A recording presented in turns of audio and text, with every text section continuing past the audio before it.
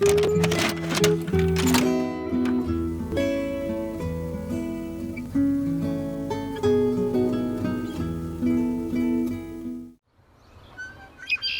the call of a blackbird can attract a mate,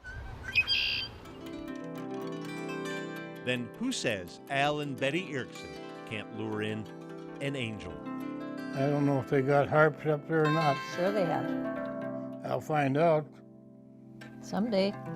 Yeah, it ain't that way far away, Mom. Al is dying.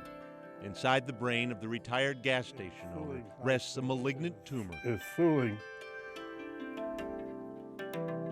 In his lap rests an instrument that seems almost heaven sent. Comes out peacefully. Yeah. Whoever invented that thing knew what he was doing. These are called zither pins or tuning pins. Matt Edwards certainly did. I've done this so many times now that it's almost a relaxing activity for me. Before we introduce you to Matt's little egg-shaped harp, it might help Regency harp. to get to know Matt. With Strumbly.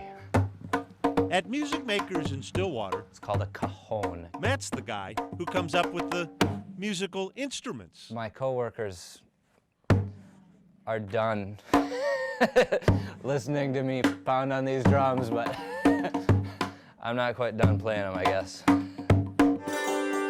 All kinds of instruments to bring music to life. Rhymes with Suzuki, but it's called a bouzouki. And one to bring comfort to the dying. We've discovered how much of a need there is for this kind of an instrument. It is called the Reverie Harp, named for a noun that refers to a state of dreamy meditation. The way I think of it is I'm just giving myself over to this experience. I'm 100% in the moment because I don't know what's going to happen next. I'm just letting it happen. Responding to a challenge from a music therapist, Matt designed his harp using the pentatonic scale. As a result, each one of the instrument's 22 strings sounds pleasing with the others. And there's not a harsh note on there. Meaning hospice patients like Al don't have to just listen to soothing music. They can play it. We're doing pretty good, Mom, for never doing it before. Yeah, not too bad. I don't think we'd sell any concert tickets. No, I don't think so. Not a sour note to be had. But the Reverie Harp has struck a nerve.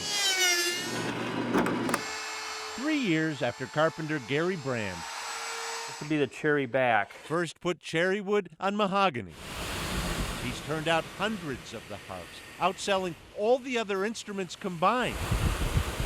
It's amazing. At Jerry Brown's Not only- I 8-employee don't know, music it's- maker's shop. It's like some of us are musical, and then we have this instrument for the rest of us, you know?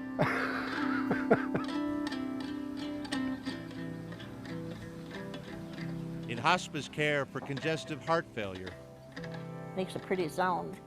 94-year-old Melvina Peterson no longer has the strength to walk, but her fingers still made music.